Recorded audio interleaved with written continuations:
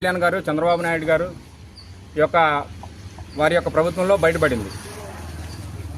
అసలు కల్తీ నెయ్యి జరగడానికి గల కారణం ఏంటంటే గత వైసీపీ ప్రభుత్వం అధికారంలోకి రాగానే తిరుమల తిరుపతి దేవస్థానానికి సంబంధించినటువంటి నిబంధనలను అడ్డగోలుగా మార్చేసి 250 కోట్ల రూపాయలు ఇష్టానుసారం శ్రీవారి సొమ్మును దోచుకున్నది నిజం కాదా?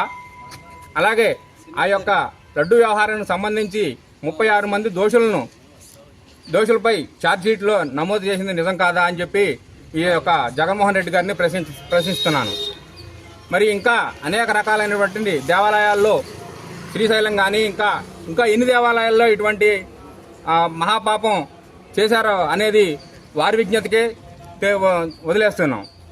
మరి ఇకనైనా సరే బుద్ధి తెచ్చుకొని మరి జగన్మోహన్ రెడ్డి గారు ఈ యొక్క మహాపాపం చేశారు కాబట్టి, మీ ప్రభుత్వంలో జరిగింది కాబట్టి దానికి పశ్చాత్తాపంగా ఇప్పటికైనా సరే బుద్ధి తెచ్చుకొని మీ అందరూ కూడా దాని గురించి అంబటి రాంబాబు ఆయన గురించి తన్నారు, ఏదో ఆయన్ని కొట్టారని చెప్పి మీరు ప్రెస్ మీట్లు పెట్టడం కాదు.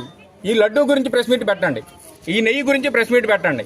ఈ నెయ్యి కల్తీ జరిగిందా లేదా, సిబిఐ ఛార్జ్షీట్లో ఏం చెప్పింది అనే వాస్తవాలను మీరు ప్రెస్ మీట్లో పెట్టి ఆ వాస్తవాలు ప్రజలందరికీ తెలియజేసి మీ యొక్క నిజాయితీని నిరూపించుకోవాలని చెప్పి నేను కోరుకుంటున్నాను.